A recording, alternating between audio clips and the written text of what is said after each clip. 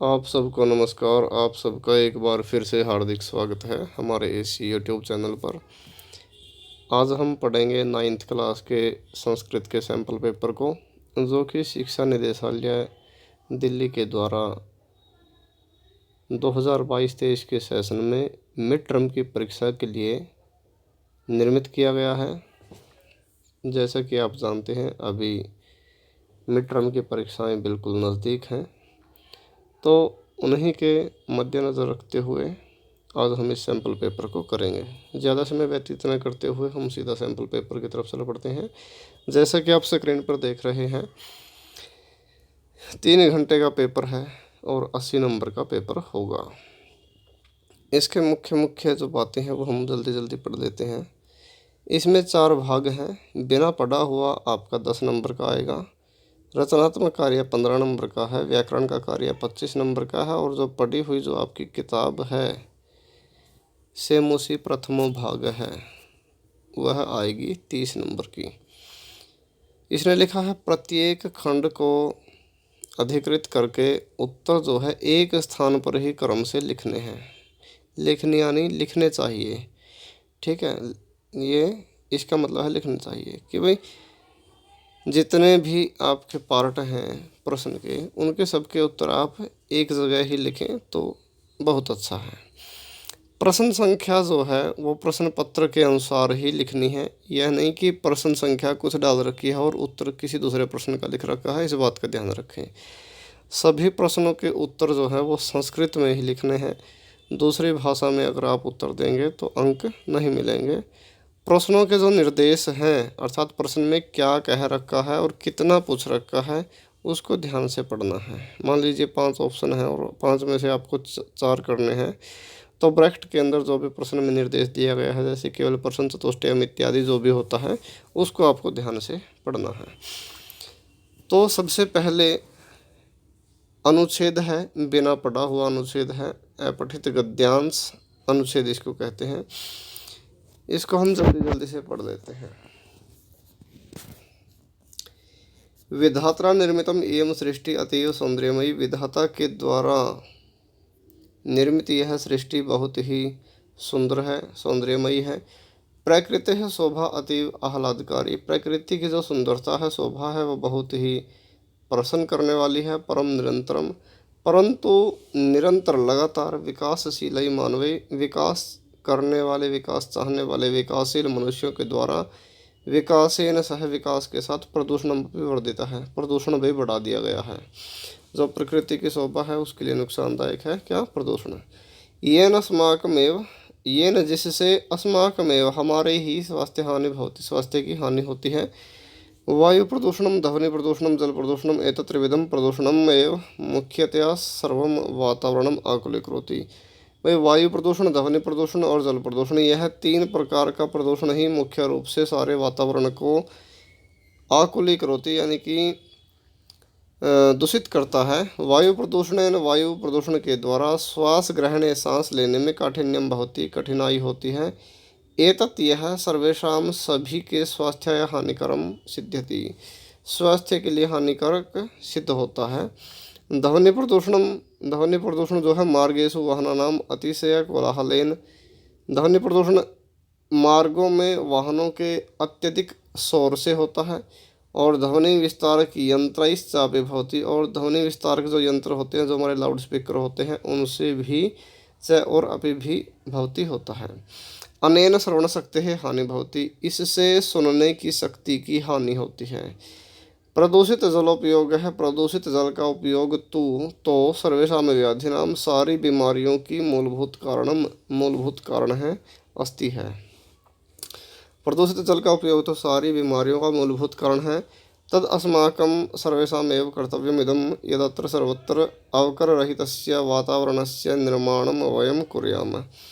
तत् तो अस्माकं हमारा सर्वेषाम् एव सभी का ही कर्तव्यमिदं यह कर्तव्य है, यदि कि अत्र यहाँ सर्वत्र सभी जगह, यहाँ और सभी जगह अवकर रहितस्य, अवकर होता है कूड़ा कचरा, कचरे से रहित वातावरण से, वातावरण का निर्माण वयम कुर्याम, हमको करना है।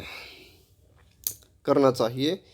येन जिससे वायु प्रदूषणम् अस्माकं स्वास्थ्यं नाशयितुं सक्षमः न भवेत्, जिससे वायु प्रदूषण हमारे स्वास्थ्य का नाश करने में सक्षम न हो, क्योंकि कचरा नहीं होगा तो वायु प्रदूषण नहीं होगा। तथैव ध्वनि प्रदूषणम, उसी प्रकार ही ध्वनि प्रदूषण, जल प्रदूषण चापि रोद्धुम, रोकने के लिए, उसी प्रकार वैसे ही ध्वनि प्रदूषण को और जल प्रदूषण को रोकने के लिए हम सर्वे मिलित्वा सभी मिलकर एवं इस प्रकार प्रयासम कृत्वा, प्रयास करके सर्वे सुखिनः भवामः, सभी सुखी हो सकते हैं या हो जाएंगे। ठीक है, तो ये हमारा अनुच्छेद था जो कि अपठित था। तो सबसे पहले जो पहला प्रश्न है वो एक पद वाला है और केवल 2 प्रश्नों के उत्तर आपको देने हैं, यानी कि एक प्रश्न इसमें ज़्यादा है। पहले ही पेपर में लिख दिया गया था कि निर्देश ध्यान से पढ़ने हैं। निर्देश, ये वाले निर्देश जो ब्रैकेट में दिए होते हैं, क्या है, कितना पूछ रखा है। और अगर आप सारे प्रश्नों के उत्तर लिख भी देते हैं तो आपके पहले 2 प्रश्न ही चेक होंगे, इस बात का ध्यान रखें। ये अगर आपको प्रश्न आते हैं, सही अच्छी तरह से आता है तो उतना ही लिखें जितना पूछ रखा है। अगर अधिक लिखने की कोशिश करते हैं तो आपके प्रथम प्रश्न ही जितने पूछे गए हैं उतने ही चेक किए जाएंगे। तो पहला प्रश्न है, प्रदूषणम कतिविधम भवति, प्रदूषण कितने प्रकार का होता है। इसका आएगा त्रिविधम, 3 प्रकार का। ध्वनि प्रदूषण कस्या हानि भवति, ध्वनि के प्रदूषण से किसकी हानि होती है। श्रवण सकते हैं, ये सब आ जाएगा। तीसरा है, किसके द्वारा निर्मित यह सृष्टि बहुत सौंदर्यशाली है, तो विधात्रा आ जाएगा। ये 3 शब्द तीनों प्रश्नों के उत्तर आ जाएंगे। यहाँ पर हमारा दूसरे का पहला प्रश्न है, अद्यतवे अस्माकं स्वास्थ्य हानि कथम भवति। इसका उत्तर हम लिखेंगे अद्यतवे अस्माकं स्वास्थ्य हानि, कथम की जगह प्रदूषण लिख देंगे और भवति, भवति के बाद पूर्ण विराम। तो ये हमारा प्रश्न का उत्तर बन जाएगा, लेकिन लास्ट में पूर्ण विराम लगाना न भूलें। ठीक है, हमने एक शब्द को चेंज किया, कथम की जगह प्रदूषण लिख देंगे बस। दूसरा है, सर्वे मिलित्वा कथम सुखिनः भवामः, सभी मिलकर कैसे सुखी होंगे। इसका उत्तर ये जितना हमने सर्कल के अंदर बंद कर रखा है, वायु प्रदूषणम, ध्वनि प्रदूषणम, जल प्रदूषणम चापि रोद्धम वयम सर्वे मिलित्वा एवं प्रयासम कृत्वा सर्वे सुखिनः भवामः, इतना जितना हमने ये सर्कल के अंदर किया हुआ है, ये वाले पंक्ति जो है इसका उत्तर आ जाएगी। तीसरा है, व्याधिना मूलभूत कारणम किम, ये वाली जो है प्रदूषित जलोपयोग है तो सर्वेषाम व्याधिना मूलभूत कारणम अस्ति, ये वाला आंसर आ जाएगा तीसरे का। इसके बाद यहाँ पर है, अस्य अनुच्छेदस्य कृते उपयुक्त शीर्षकम संस्कृतेन लिखते। शीर्षक मतलब टाइटल लिखना है, जिसके बारे में अनुच्छेद या गद्यांश होता है उसका मुख्य पॉइंट क्या है, किसके बारे में है, वो आपको शीर्षक के रूप में लिखना होता है। तो हमने लिख दिया प्रदूषणम। इसके बाद है भाषिक कार्य। भाषिक कार्य में अंतिम प्रश्न में सबसे पहला प्रश्न है, क्षीयते, क्षीयते का मतलब घटता है, इति पदस्य विपरीतार्थक पदम अनुच्छेदात् चित्वा लिखत। हमने कहा है इस प्रकार के जितने भी प्रश्न होते हैं उसमें छात्र कन्फ्यूज़ हो जाते हैं, लेकिन कन्फ्यूज़ होने की ज़रूरत नहीं है, हम बता देते हैं इसमें करना क्या है। इस तरह के जो प्रश्न होते हैं जो आपके गद्यांश के या पद्यांश के बाद में भाषिक कार्य आता है, इसमें आपको ढूंढना क्या है, आप वो शब्द देखें जहाँ पर पदम लिखा गया है। ये पदम लिखा है, पदम से जस्ट पहले जो शब्द आपको मिले समझ लो वही चीज़ पूछ रखी है। पदम से पहले क्या मिला, विपरीतार्थक, और वो पूछा हुआ किसका मिलेगा, जो आपको शुरू में कोमे में दिया होगा। ये कोमे के अंदर क्या है, क्षीयते, भाई इस शब्द का विपरीतार्थक पूछा हुआ है। ठीक है, सबसे पहले आप क्या ढूंढेंगे, पदम शब्द को। पदम से पहले जो भी शब्द मिले समझ लो वही चीज़ पूछ रखी है। विपरीतार्थक है तो विपरीतार्थक पूछ रखा है, लेकिन किसका पूछ रखा है, वो उसका पूछ रखा है जो आपको कोमे के अंदर शब्द या लाइन मिले। तो क्षीयते का मतलब घटता है, तो वर्धता इसका आंसर आ जाएगा, विपरीतार्थक लिखना है। वर्धता मतलब बढ़ता है।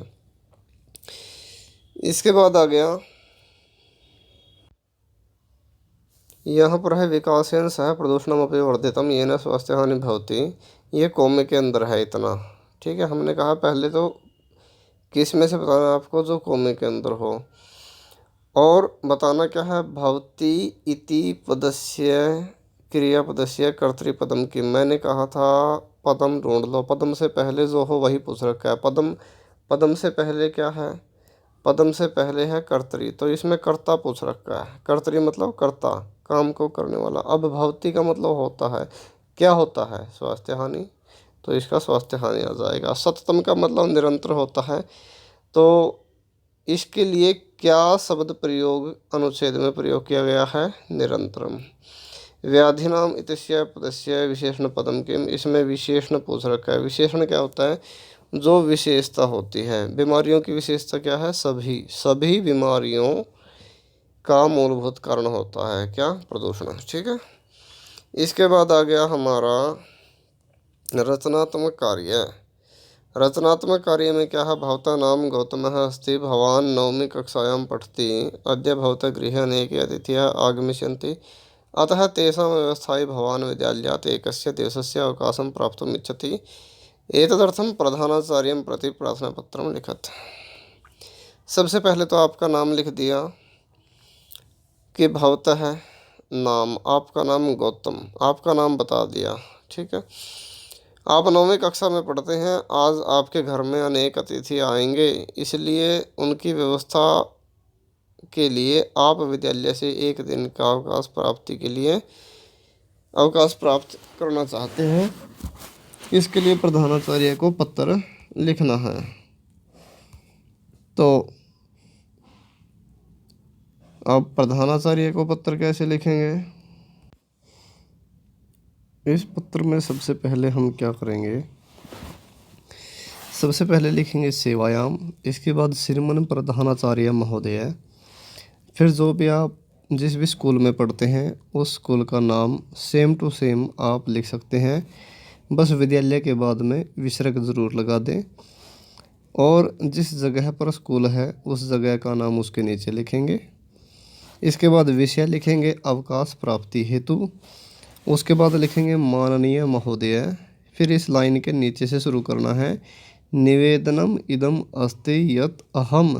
फिर हमने ऊपर से आपको समझाने के लिए बता दिया, अहम नवमी कक्षायाम पठामि। इसमें क्या लिखेंगे?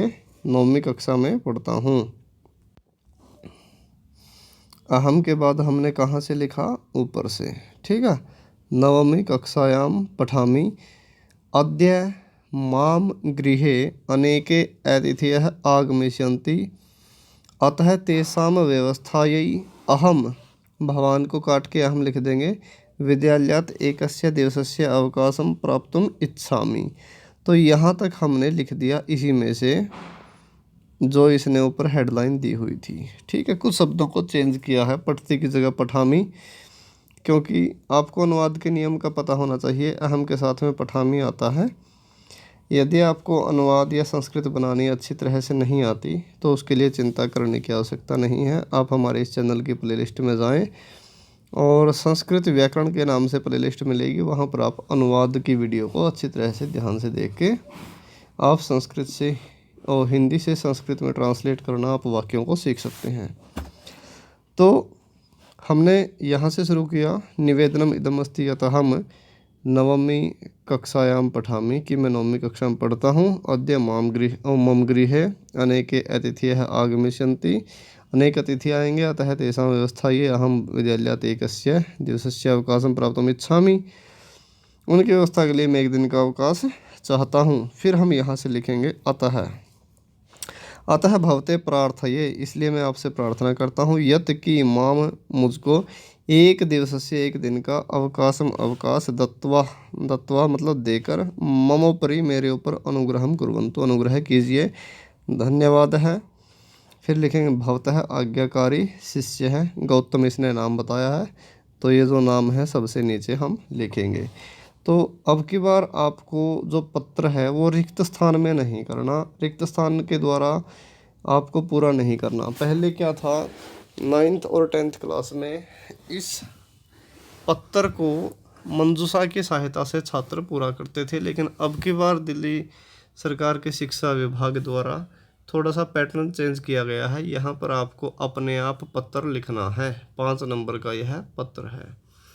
तो इस तरह से आपकी जो भी व्याकरण विधि पुस्तक है उसमें जितने भी पत्र हैं एक बार आप उनको अच्छी तरह से याद ज़रूर कर लें। ताकि पेपर के समय पर आपका 5 नंबर का नुकसान न हो। ठीक है, तो लिखने की कोशिश आपको करनी चाहिए। मुख्य मुख्य बातें हमने बता दी। सबसे ऊपर सेवायाम आएगा, फिर श्रीमान प्रधानाचार्य महोदय, आपके स्कूल का नाम, विद्यालय के बाद में विसर्ग आएंगे, फिर जगह का नाम लिखना है, फिर विषय अवकाश प्राप्त है जिसके लिए भी पत्र आपको लिखना है। तो इस तरह से हम पत्र को करने के बाद तीसरे प्रश्न पर चलते हैं। अब तीसरे प्रश्न में 2 पॉइंट आते हैं। एक तो आता है चित्र को देख के आपको 5 वाक्य बनाने होते हैं। दूसरा, यदि आप चित्र को देख के 5 वाक्य नहीं बनाना चाहते तो फिर आपको एक टॉपिक दिया जाता है और उस टॉपिक के ऊपर आपको 5 संस्कृत में वाक्य लिखने होते हैं। दोनों के लिए आपको मंजूषा की सहायता दी जाएगी, यानी कि कुछ शब्द जो है आपकी सहायता के लिए आपको दे दिए जाएंगे। तो सबसे पहले हम चित्र वर्णन करते हैं। यहाँ पर हमने आपके लिए वाक्य बना दिए हैं। और सबसे पहले आप वाक्य बनाने के लिए ध्यान रखेंगे अनुवाद के नियम का। अनुवाद के नियम को आप हमारे इस चैनल के प्लेलिस्ट में जाकर देख सकते हैं, संस्कृत व्याकरण के प्लेलिस्ट में। दूसरा, हम आपको मुख्य बिंदु बता देते हैं। जो भी आप वाक्य बनाएंगे, 2 शब्द तो आप हर एक वाक्य में लिख सकते हैं, अस्मिन चित्रे। ये 2 शब्द अस्मिन और चित्रे हर एक वाक्य के शुरुआत में आप लिख सकते हैं। आपका वाक्य बड़ा भी हो जाएगा और गलत भी नहीं होगा। दूसरा, जहाँ एक चीज़ हो और उसके लिए है लिखना हो, आपको है कि भाई कोई चीज़ है एक के लिए, तो उसके लिए लिखेंगे अस्ति। जहाँ पर कोई 2 चीज़ हैं उसके लिए लिखेंगे सतह। ये बिंदी लगी है, इस बात का ध्यान रखें, विसर्ग जिसको कहते हैं। तो सतह का मतलब 2 है, और 2 से ज़्यादा अगर कोई चीज़ हो तो उसके लिए लिखेंगे संति है। ठीक है, अब हमने यहाँ पर लिखा, सबसे पहले हमने कृषक शब्द का प्रयोग किया। कृषक मतलब किसान। अस्मिन चित्रे कृषक है अस्ति। अस्ति मतलब एक है, किसान एक है। हमारा वाक्य कंप्लीट। दूसरा वाक्य हमने लिखा, अस्मिन चित्रे हलम अस्ति। हलम ले लिया हमने, हलम। हलम भी एक है तो अस्ति आ जाएगा यहाँ, सेम टू सेम। ठीक है, तीसरा वाक्य हमने लिखा, अस्मिन चित्रे रेलयान है, एक है। रेलयानम, क्या लिखा है, रेलयानम, ये भी एक है, रेलयानम, और उसके बाद अस्ति। ठीक है, ये हम थोड़ा शॉर्टकट में समझा रहे हैं। जैसे आप ऊपर वाले शब्दों को नीचे सेम टू सेम लिखने के लिए ये निशान लगाते हैं इस तरह से, तो ये वही निशान हमने लगाए हैं। दूसरा, 2 बैल हैं, बैल 2 हैं। अब वृषभऊ, अब 2 के लिए क्या आएगा, सतह है। अस्मिन चित्रे वृषभऊ सतह है, यहाँ पर हमने क्या लिखा है, सतह है। ठीक है, 2 बैल हैं। इसके बाद कृषक, किसान एक है, हलम एक है। अब हमने यहाँ से एक शब्द पकड़ लिया, चालयति, चला रहा है। इतना तो आप वैसे भी देख के समझ सकते हैं भाई, चालयति का मतलब चलाना। तो कृषक है, हलम चालयति, किसान हल को चला रहा है।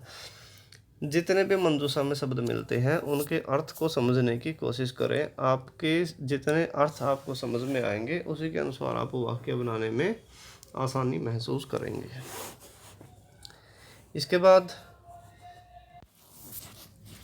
यहाँ पर हमने वाक्य बनाए हैं, विद्यालय के ऊपर वाक्य लिखने हैं 5।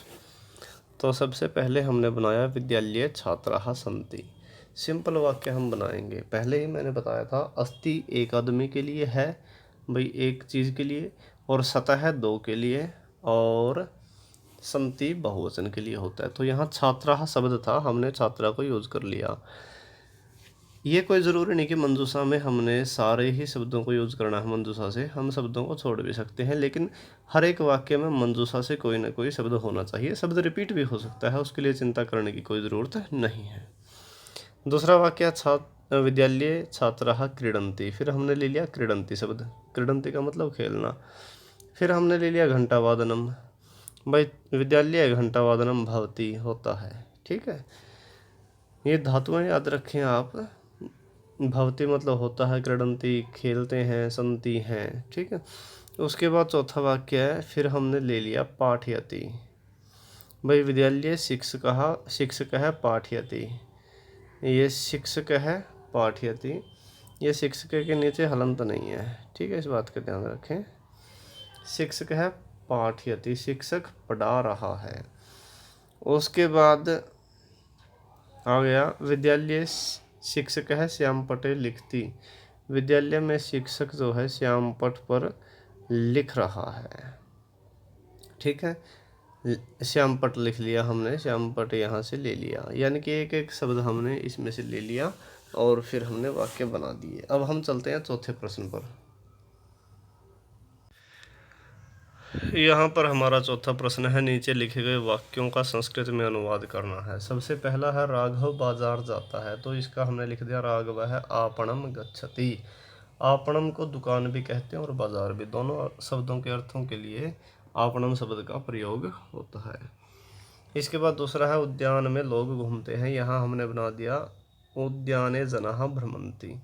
तीसरा है सीता गाना गाती है, सीता गीतम गायति।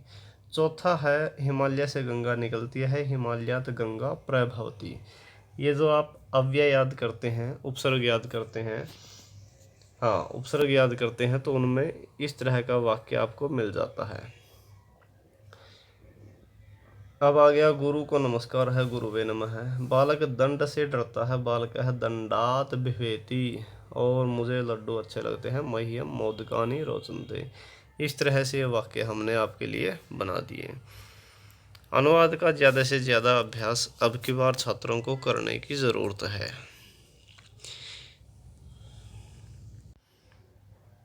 यहाँ पर संधि या संधि विच्छेद करने हैं। सबसे पहले है न्यायवसत और 4 करने हैं 5 में से, इस बात का ध्यान रखें। न्यायवसत तो इसका आ जाएगा नी प्लस अवसत। ठीक है, दूसरा है जगत प्लस ईश, तो इसका आ जाएगा जगदीश।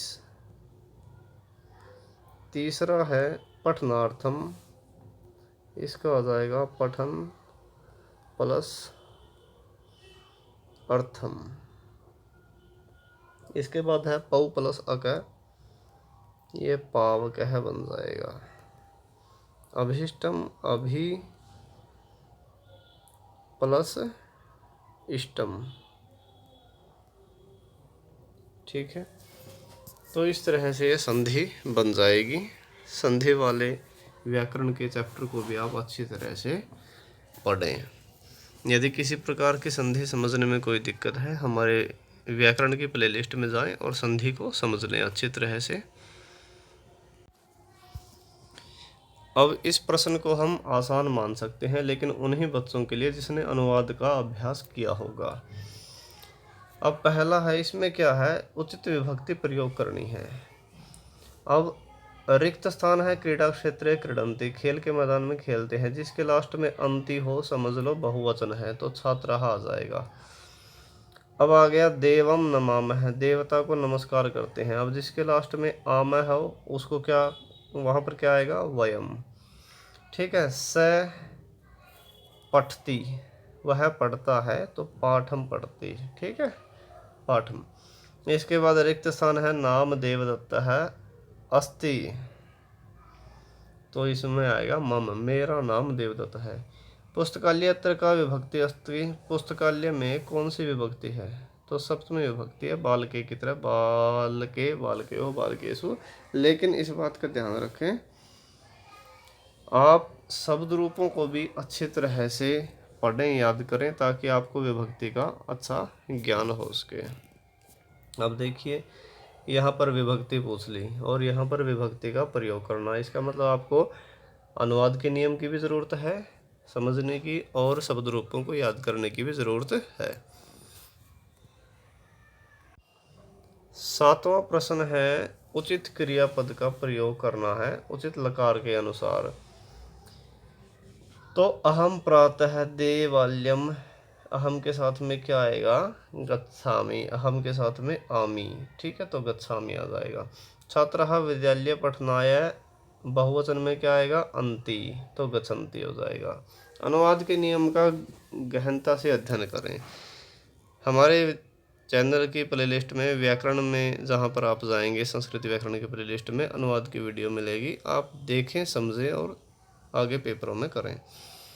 इसके बाद ते स्वः जंतुशालाम, स्वः का मतलब कल, अब कल जाएंगे, गमिष्यन्ति, स तौ ते अंति। ठीक है, ये अनुवाद का नियम यहाँ से पता चलता है। त्वम हयः कुत्र, हयः का मतलब होता है कल, बीता हुआ कल, तो इसमें अगच्छः बन जाएगा। वयम गृहम प्रति चलामः, वयम के साथ में आम है। यानी कि अनुवाद का नियम जिस बच्चे को अच्छी तरह से याद है उनको इन प्रश्नों में कोई कठिनाई नहीं आएगी। वो आराम से विभक्ति प्रयोग वाला भी प्रश्न कर लेगा और ये क्रियापद वाला भी प्रश्न कर लेगा। अब आ गया 8वां प्रश्न। 8वें प्रश्न में क्या करना है, अव्यय का उचित पदानी कारकोपपद विभक्ति, ये कारक के अनुसार आपको विभक्ति का प्रयोग करना है। तो यहाँ परितः वनानि सन्ति, परितः चारों ओर वन है। अब परितः जहाँ पर होता है वहाँ दूसरी विभक्ति होती है तो ग्रामम आ जाएगा। बालिका रिक्त स्थान है, सह आपणम गच्छति, जहाँ पर सह हो सह के साथ में तीसरी विभक्ति आएगी जनकेन पिता के साथ। श्री खालिस्तान है, रिक्त स्थान नमः है तो चतुर्थी विभक्ति आती है नमः के साथ गुरुवे नमः। गंगा रिक्त स्थान है, प्रवहति, जहाँ से निकलती है वहाँ पांचवी विभक्ति आती है हिमालयात। इसके बाद है स्वाहा, तो स्वाहा के साथ में चतुर्थी विभक्ति होती है इंद्राय स्वाहा। इसके बाद आ गया, अब ये बताने हैं उपसर्ग प्रत्यय कौन से हैं वो बताने हैं आपको। हसंतम काकम, सॉरी हाँ 9वां प्रश्न है। 9वें प्रश्न में प्रत्यय जोड़कर या तोड़कर लिखना है, प्रकृति और प्रत्यय कौन से हैं। ठीक है, तो प्रकृति और प्रत्यय, तो प्रकृति जो है इसको देखकर कंफ्यूज होने की ज़रूरत नहीं है। प्रकृति को आप शब्द मान सकते हैं कि भाई शब्द बताना है और प्रत्यय बताना है बस। ठीक है, कुछ बच्चे प्रकृति देख के पता नहीं क्या है प्रकृति, तो प्रकृति शब्द का पर्यायवाचक शब्द आप मान सकते हैं। भाई शब्द और प्रत्यय आपको अलग अलग बताना है। तो हसंतम काकम विलोक्य, हंसते हुए कौवे को देखकर बालिका ने रोना शुरू कर दिया। तो इसमें कौन सा है, जिसके लास्ट में यह हो लेफ प्रत्यय होता है और वी उपसर्ग है तो पहला आ जाएगा वी लोकरी प्लस लेप। इसके बाद है सी प्लस कत्वा, क्या बनेगा सहित्वा बनेगा। काक है सी प्लस कत्वा यानी कि कौवा सोकर जाग गया। तीसरा है बालक है विद्यालय गंतुम न इच्छति, गंतुम ये ऐसे शब्द कहाँ होते हैं तुमन प्रत्यय वाले, सॉरी ये नहीं आएगा, पहले वाला आएगा गम प्लस तुमन, वहाँ हमने ध्यान नहीं दिया। गम धातु है तुमन प्रत्यय है। इसके बाद है चिरकालम भवने चित्र विचित्र वस्तुनि दृष्टवा बालिका विस्मयम गता। अब दृष्टवा जिसके लास्ट में वाह हो क्या होता है उसमें कत्वा प्रत्यय है तो इसमें दृष्ट प्लस कत्वा आ जाएगा। इसके बाद प्रश्न नंबर 10 में क्या है, संख्यावाचक शब्दों को संस्कृत में लिखना है। हमारी कक्षा में 40 छात्र हैं तो 40 की संस्कृत क्या आएगी, चत्वारिंशत्,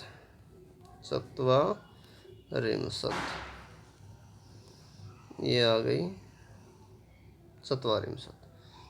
ठीक है, स है ये 21 वाला स। अब 30 एक महीने में प्रायः 30 दिन होते हैं, इसका क्या लिखेंगे त्रिंशत्। मैं सुबह 9 बजे विद्यालय जाता हूँ, 9 को क्या कहते हैं 9। वह 6 बजे दंत मंजन करता है, दंत धावन करोती तो 60, 6 का क्या लिखेंगे 60। मेरे 2 हाथ हैं तो इसका क्या लिखेंगे दवाऊ। ठीक है। इसके बाद 11वां प्रश्न आता है। 11वें प्रश्न में है उपसर्गों को तोड़कर या जोड़कर लिखना है। अब उपसर्गों को तोड़कर लिखना है, 4 ऑप्शन आपको करने हैं। वितरती में क्या है, वी उपसर्ग है और तरती ये धातु वाला शब्द है। अनुभवती में अनुपसर्ग है और भवती प्रत्यय है, भवती धातु है। धातु का शब्द है ये, भू धातु लट्लकार प्रथम पुरुष एकवचन। ठीक है।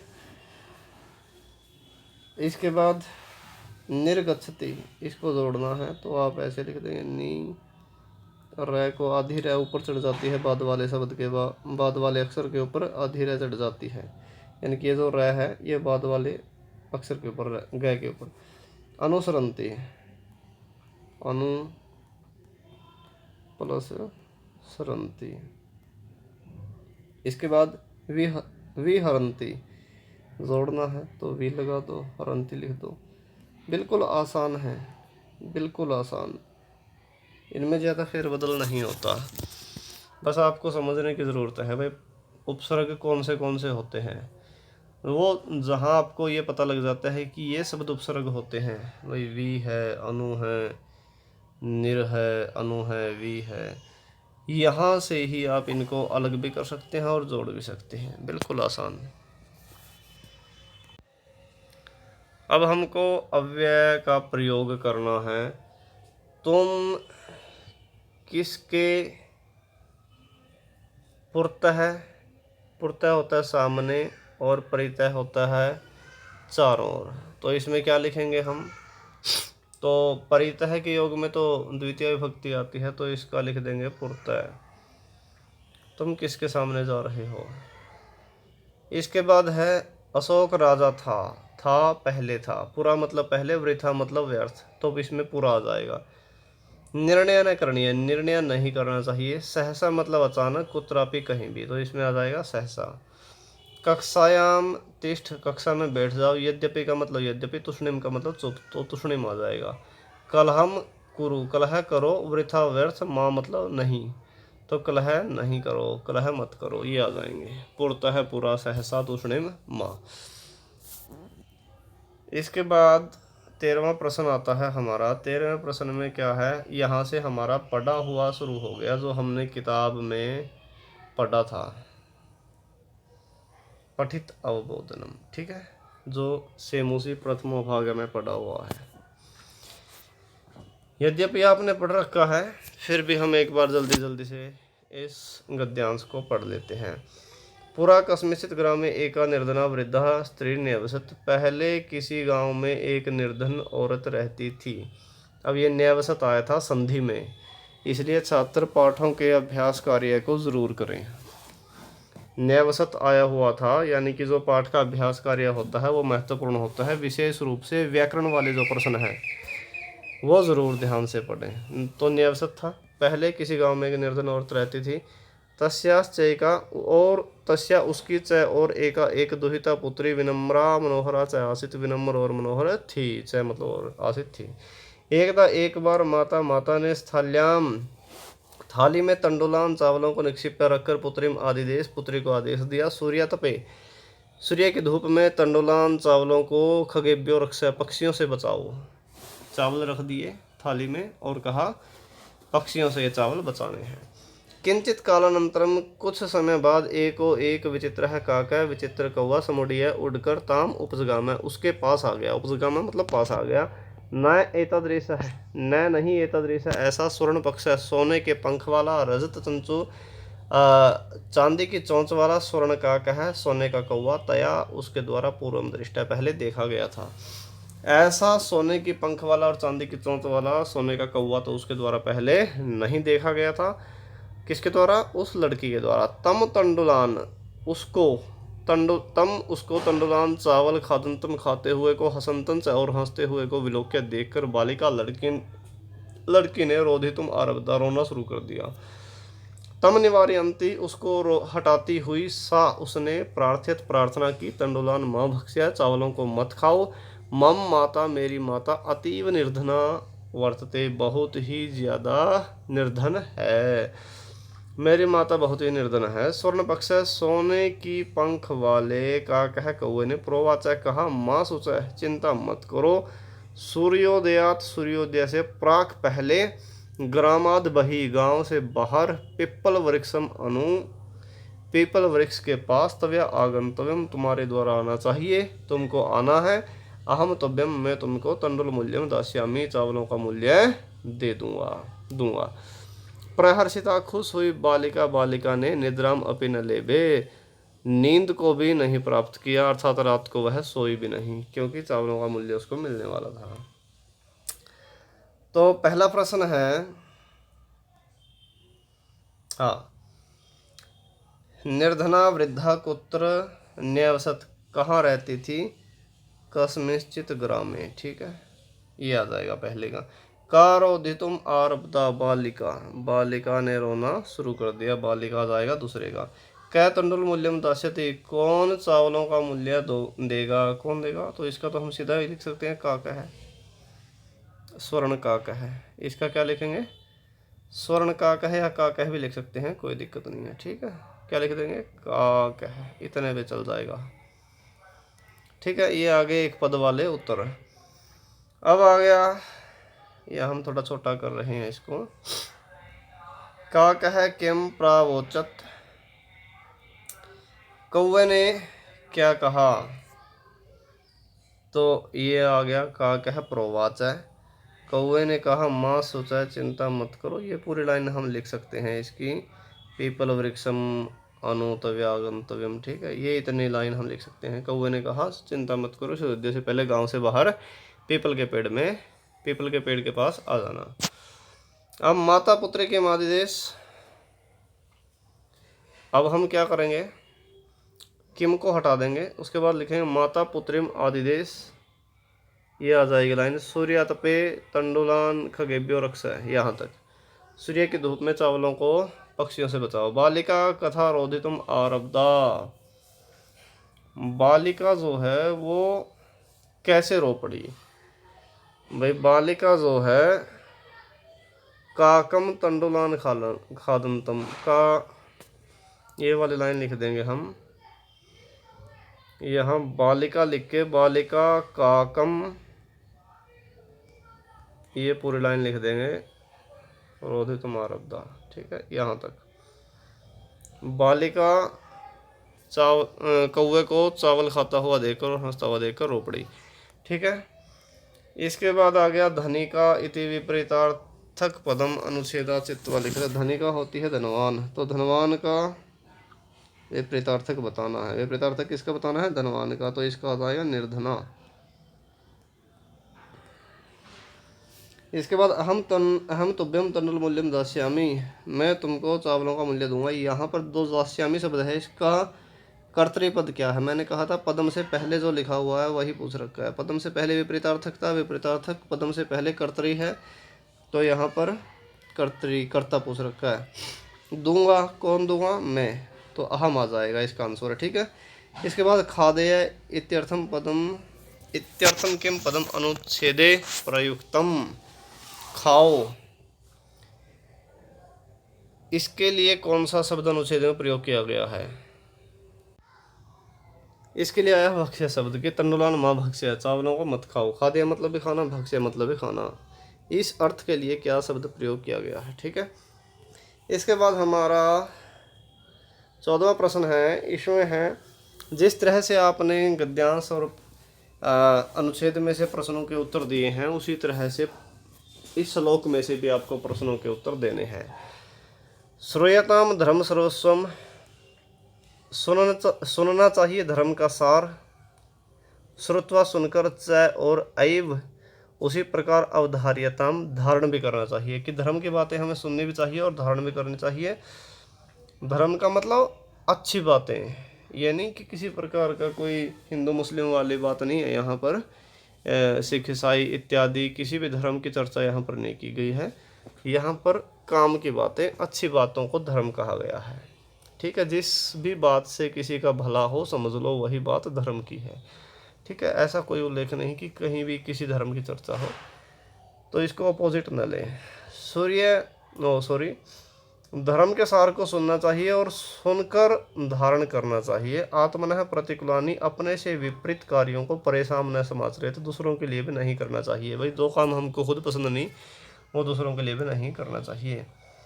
तो पहला है किम श्रूयताम, क्या सुनना चाहिए, पहला आ जाएगा धर्म सर्वस्वम। दूसरा है श्रुत्वा च किम क्रियताम, सुनकर क्या करना चाहिए, अवधार्यताम, व, इसका क्या आएगा, अव, यहाँ ए आ जाएगी पहले, तो हम लिख देते हैं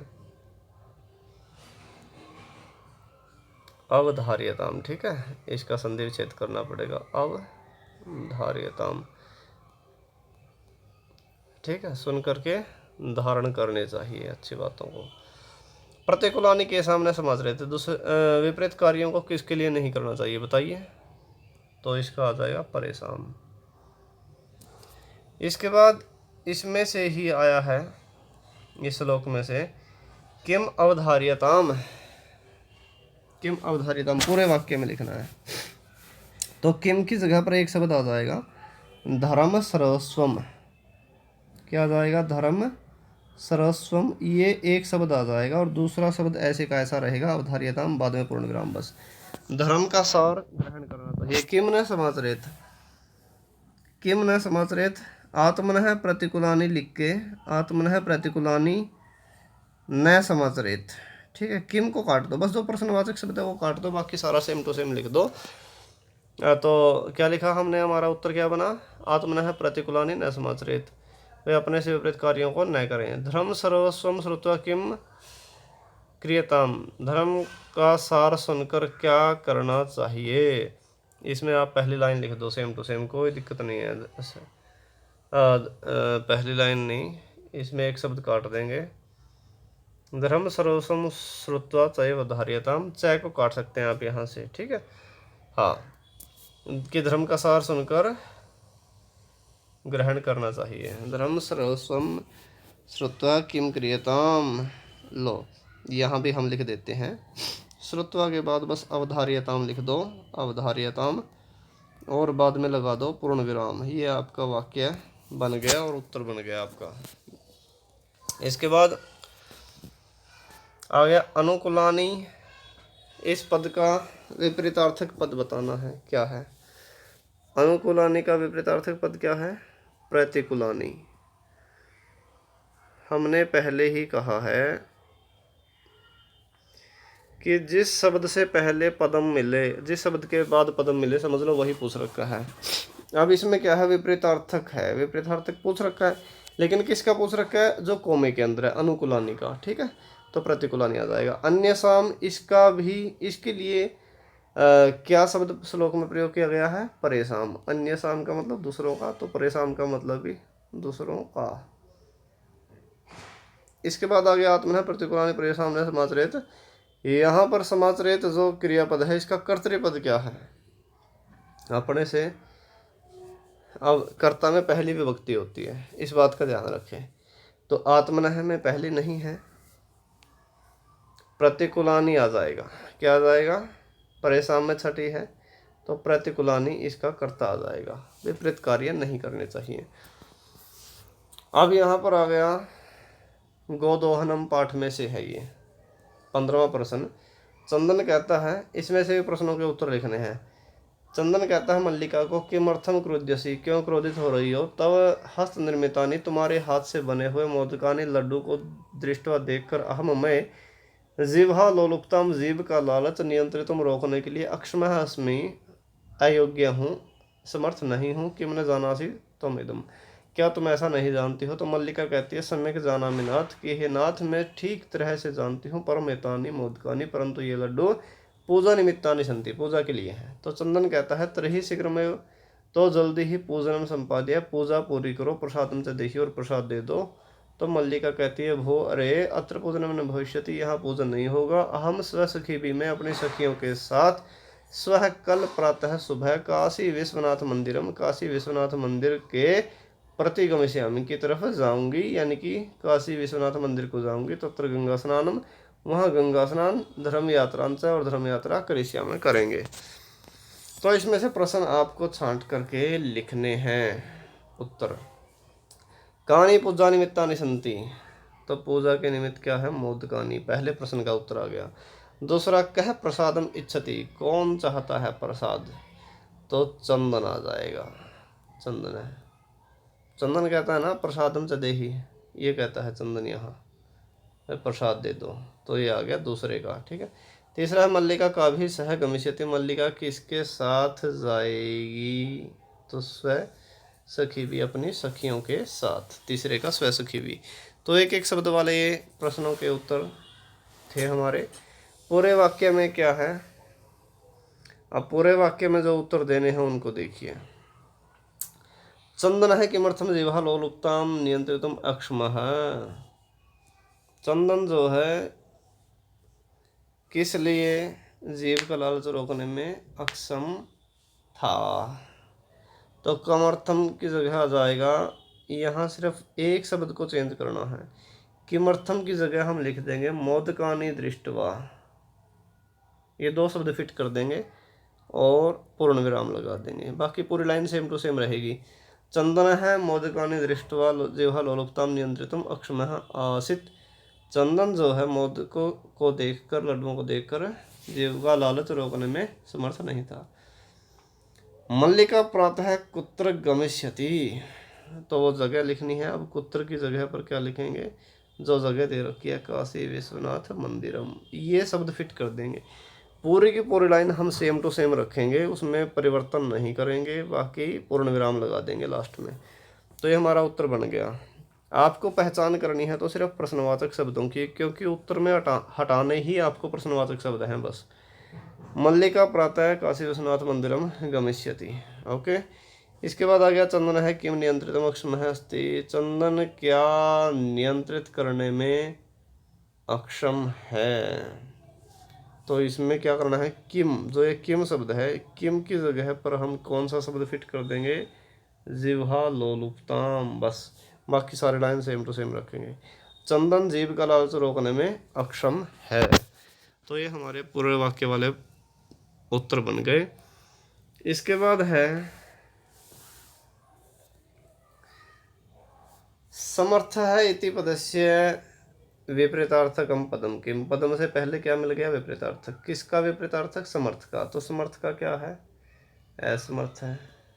मैं जीव का लालच रोकने में असमर्थ हूँ, जो चंदन कहता है, ये वही शब्द है। परम एतानि मोदकानि पूजा निमित्तानि सन्ति, परंतु ये लड्डू पूजा के लिए हैं। यहाँ पर जो संति शब्द है, इसका, इस क्रियापद का कर्तृपद क्या है, कर्तृपद मतलब कर्ता।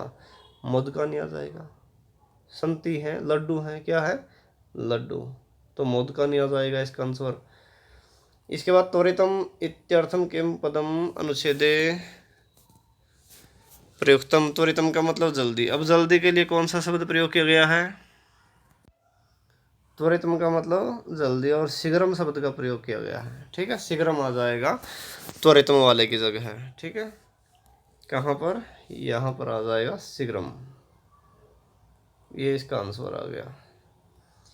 इसके बाद है प्रश्नों का निर्माण करना है। क्या करना है, प्रश्नों का निर्माण करना है। स्वर्ण काकम निवारयंती बालिका प्रार्थयत।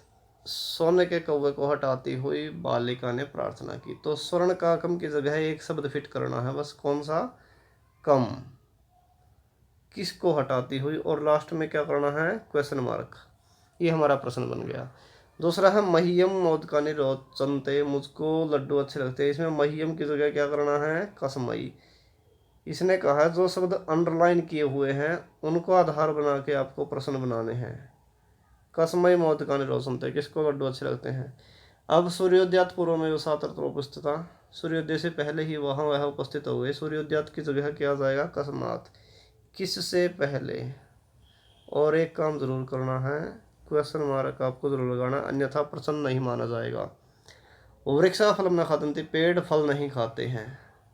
तो वृक्षा की जगह क्या आ जाएगा, के फलम न खादंती। खलाना मैत्री आरंभ गुरुवे भवती, दुष्टों की जो संगति है वो शुरू में बड़ी होती है। तो खला नाम की जगह आ जाएगा केसाम। प्रश्न क्या बना है, केसाम मैत्री आरंभ गुरुवे भवती, क्वेश्चन मार्क जरूर लगाए। ये हमारे प्रश्न बन गए, 4 नंबर के आएंगे। 17वां जो हमारा प्रश्न है, इसमें क्या है, रिक्त स्थान भरने हैं और श्लोक के अनुसार भरने हैं। ठीक है, इसमें आपको ऑप्शन मिलेगा। 2 श्लोक हैं, एक श्लोक में 6 रिक्त स्थान हैं, तो 6 के 6 आपको भरने हैं। कोई सा एक श्लोक आप इसमें से भर सकते हैं, कर सकते हैं। तो पहले श्लोक पढ़ देते हैं। गुणा गुणज्ञेषु गुणा भवन्ति ते निर्गुणं प्राप्य भवन्ति दोषा असाध्य तोया प्रवहन्ति नद्यः समुद्रमासाद्य भवन्त्यपया। यहाँ पर मासाद्य आएगा। भाई गुणवान व्यक्ति गुणा गुणज्ञेषु गुणा भवन्ति, गुण जो होते हैं वो गुणवान व्यक्तियों में ही गुण कहे जाते हैं।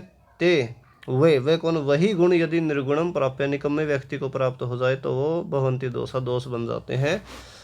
आस्वाद्य तोया, मीठे जल वाले नदियाँ, आस्वाद्य मीठे जल वाली नदियाँ प्रवहन्ति बहती हैं, और वही नदियाँ समुद्र आसाद्य समुद्र को प्राप्त करके भवंती हो जाती है अपेया, न पीने योग्य, उनका पानी बदल जाता है। संगति का असर है। तो मंजूषा में से हम करेंगे। सबसे पहला है गुणा गुणज्ञेषु गुणा भवन्ति ते निर्गुणम प्राप्य, दूसरे में आ जाएगा निर्गुणम प्राप्य दोषा भवन्ति, तीसरे में दोषा।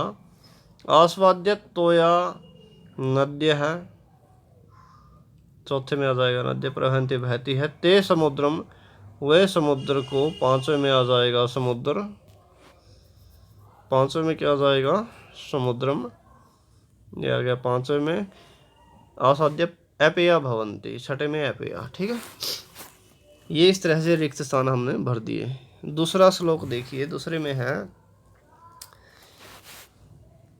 पिबन्ति नद्यः स्वयमेव नाम्भः, पीती हैं नदियाँ स्वयमेव अपने आप ही, एव न अम्ब, नहीं पानी को।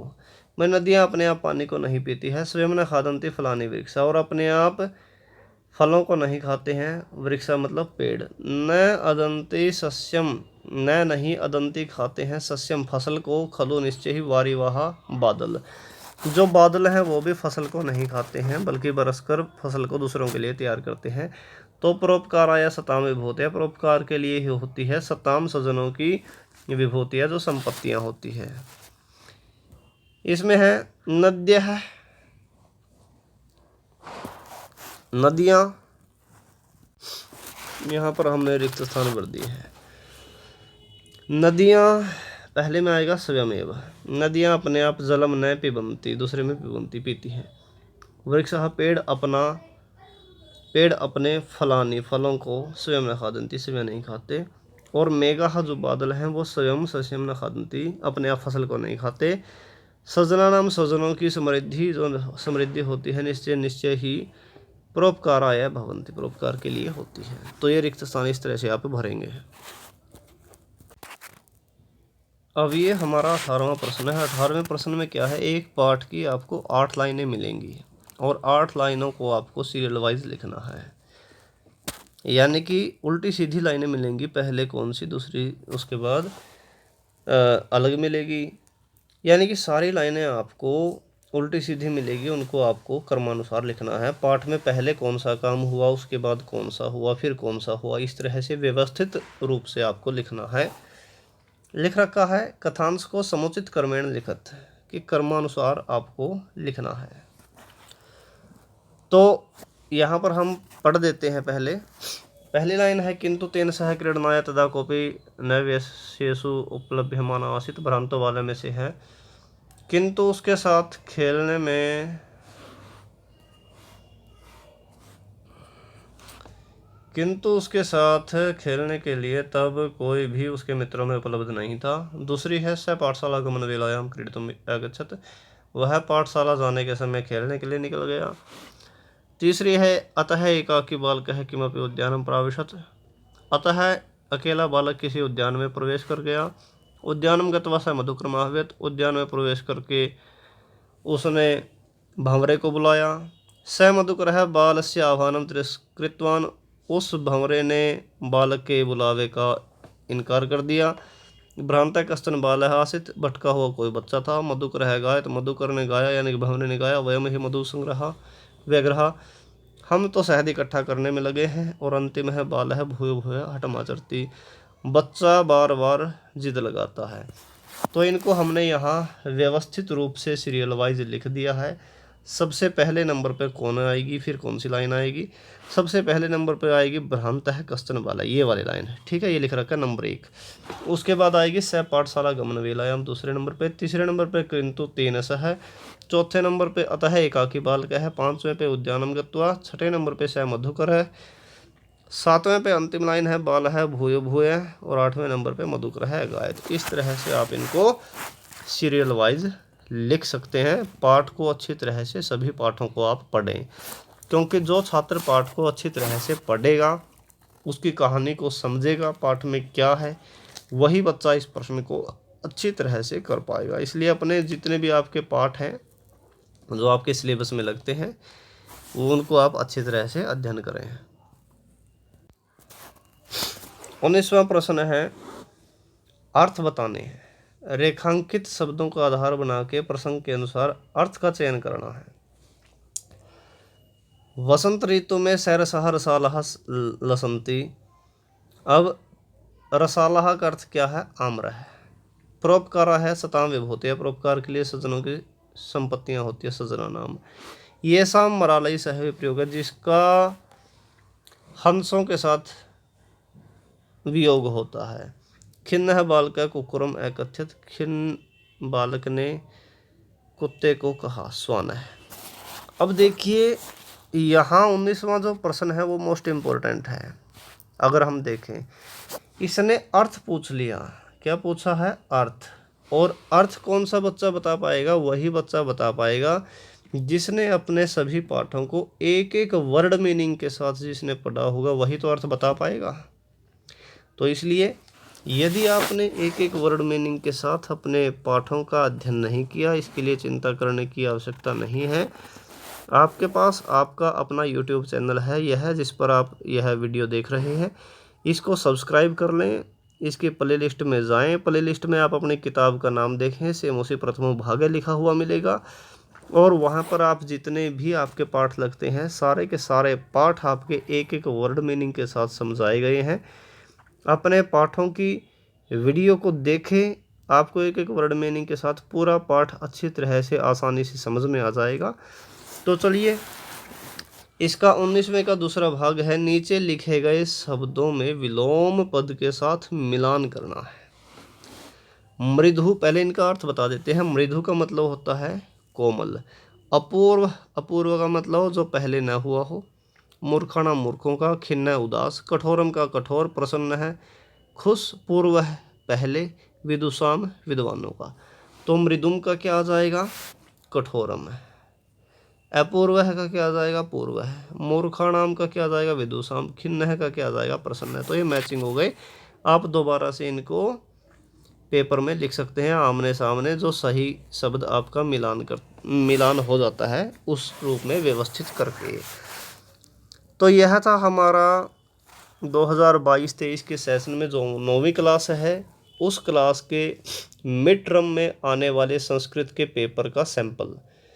इसी तरह से संस्कृत के मिड टर्म की परीक्षा में संस्कृत का पेपर 9वीं क्लास के बच्चों को देखने का मिलेगा। और इसके अतिरिक्त पहले के वर्षों के भी पेपर हमने YouTube चैनल पर इस पर डाल रखे हैं, उनको भी देखें, उनको भी रिवाइज करें, क्योंकि पहले के सैंपल पेपर को पढ़ने के बाद भी अच्छे अंक आने की संभावना छात्रों की बन जाती है। आज के लिए इतना ही। आशा करता हूँ आप सबको ये वीडियो ज़रूर पसंद आई होगी। इस वीडियो को अपने मित्रों के साथ ज़्यादा से ज़्यादा शेयर कर लें, सब्सक्राइब ज़रूर करें, लाइक करें, कमेंट करें। आज के लिए इतना ही। धन्यवाद। अगले वीडियो में फिर मिलते हैं। जय तु संस्कृतम, जय तु भारतम।